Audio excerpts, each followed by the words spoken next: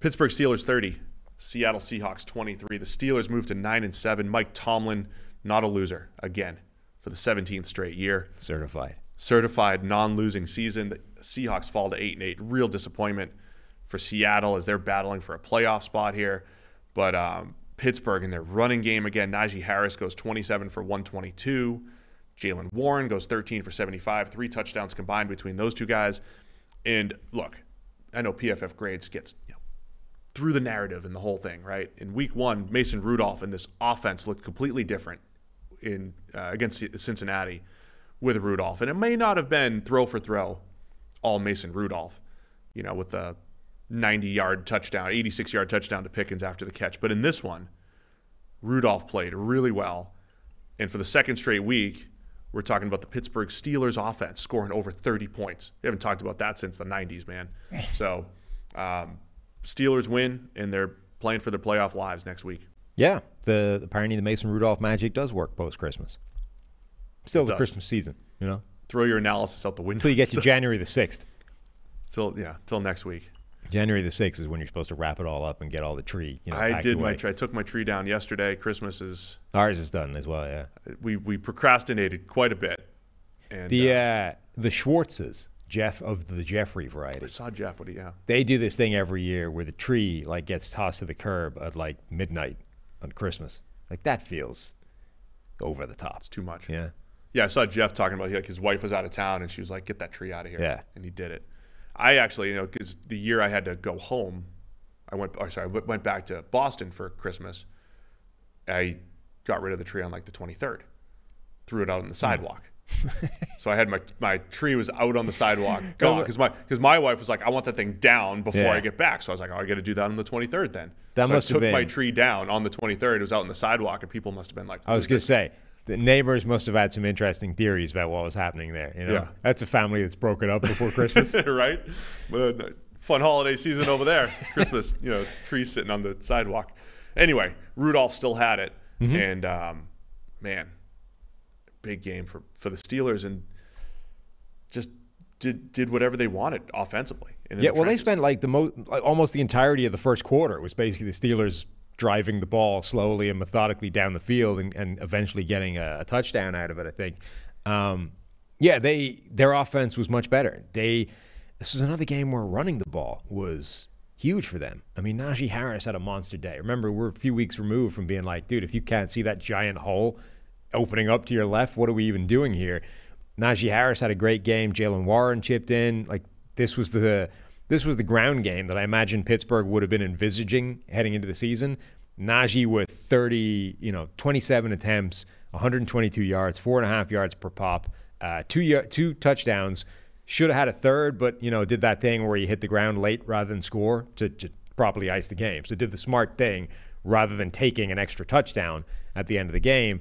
And then Jaylen Warren chips in with 13 carries, averaging 5.8 yards per attempt, has a touchdown himself. I mean, this ground game was a dominant effort in addition to Mason Rudolph doing a reasonable job passing and certainly not screwing it up. This was also one of those games when you look at it, it's easy to say, well, historically, rushing yards depend on run blocking and the whole thing. In this particular game, you could say, you would hear, hey, the Steelers dominated up front. It was all the offensive line. This was the running backs, man. Yeah. They forced 17 missed tackles between the two of them, Najee Harris and Jaylen Warren. This wasn't... Each one of them averaged over 4 yards per carry after contact. Yes. Najee Harris stiff-armed to hell on Reek Woolen. That was beautiful. 17 broken tackles as a duo is insane. Yes. So that's what I'm saying. So from it wasn't Pittsburgh just moving people at the line of scrimmage. It was Warren and Harris. And like you said, Harris had been slumping, and a lot of the years should have been losing carries to Jaylen Warren, but he stepped up, man. And the longest carry between the two of them was 23 yards. They each had a 23-yarder. But it's not like, sometimes you see these run games or these stat lines where there's an 85-yarder in there. So it's not quite as dominant as it looks, or it's not as consistently dominant as it looks. Whereas this, the longest carry in that 45-attempt haul was a 23-yarder. So it's just every time they had the ball, they were generating 4.5 yards per attempt, at which point it's very difficult to get an offense off the field. And then another huge game for George Pickens. And, I can't remember which show I said this, but a lot of times the good receivers, the good tight ends can help induce some of the big-time throws out of quarterbacks. I think Mason Rudolph's, I think his weakness as an NFL starter has been conservatism, has been just, checking down and not taking chances down the field. George Pickens, when he's on, man, he leads you to be a little bit more aggressive. And this is where Rudolph was more aggressive throwing the ball down the field and throwing some dimes down the field to Pickens. They only threw the ball to 4 players in this game. It's wild. Like, they effectively had 3 targets in the pass game and then the check down player. So George Pickens had like fully half of the targets that Mason Rudolph put in the air. And then Deontay Johnson was the next guy. And then Pat Freiermuth was number 3. And then if they had to check down, Jaylen Warren got a target. That was it. That was the entire passing game. I don't think I've seen a passing game that's been that bare bones where only 4 guys are going to see the ball this day. That's it. Nobody else. So Mason Rudolph, he has a 34-yarder to Pickens early in the fourth quarter. And, dude, remember scouting Mason Rudolph? I had so many, conflicting views on Rudolph. He would throw these passes that looked like lasers coming out of his hand, and then other times it would just be, why is it so soft coming out of his hand? Why is he losing velocity here? And then again, in the NFL, he was coming out of the Big 12 where he would throw the ball down the field a ton. James Washington, they were great connection in the Big 12, and he just wouldn't do it all that often at the NFL level. This pass that he threw in the fourth quarter, double clutching in a tight pocket, basically flat-footed, and puts it out there. Pickens just drops his head and sprints to a spot. It was an outstanding connection. Whatever the connection is right now between Rudolph and Pickens, it's cooking, and it's a different offense, man. I mean, so they're gonna play the Ravens next week, presumably against rested starters with the playoffs on the line.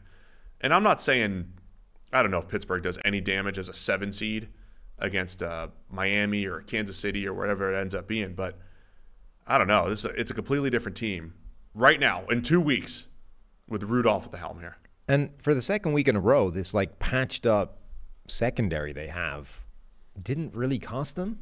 I mean, they gave up some yards, they gave up some points, but there's Patrick Peterson has a bad play in there on a playing safety in the end zone where he plays the goal line and then doesn't back up, and it turns out there's quite a lot of space behind the goal line that's still in the end zone and gives up a touchdown. Usually 10 yards or so. But again, you look at the players that they are starting on the back 7 at the moment, and it should not be viable. It should be giving up 40 every game, and it's not. Somehow they are patching this thing together.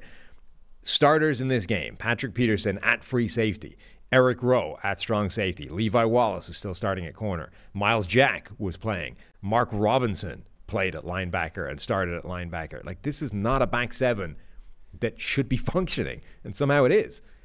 And then, where the Steelers did win up front, their pass rush was great. This was, TJ Watt didn't have a sack, Sam, so he obviously wasn't that good. But no, he kept winning, right? And then he had a Myles Garrett game. Do you tell Steelers fans? No. But this is the game that Myles Garrett usually has, where he has a ton of pressure, a really nice grade, but he actually doesn't get home with a sack.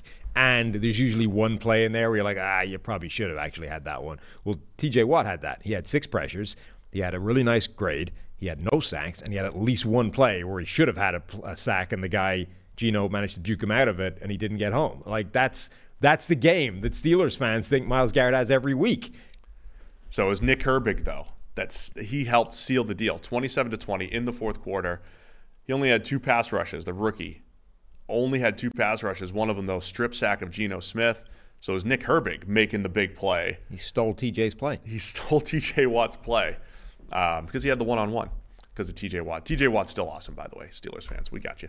But Herbig had the huge play to get the strip sack. The only time they sacked Geno Smith, and that was essentially because Geno had a lot of big plays too, man. And the Steelers defense, they were giving up some plays. Geno Smith was making some nice tight window throws, great touchdown to Jackson Smith and Jigba into a tight window in the end zone.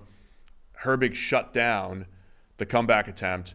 That gave the Steelers the opportunity to score, go up 2 scores instead of just the 1 touchdown there. So they were up 30-20.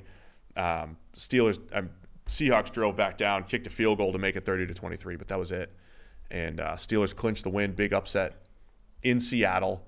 keep their playoff hopes alive. Yeah, not an easy place to go when you need the win. So impressive by them. So Seattle is still alive at 8-8. And again, like I said, Pittsburgh, they need some help, I believe, next week. Again, we'll go through all the scenarios on Thursday. Scenario show. Can't wait. For week 18 this Thursday.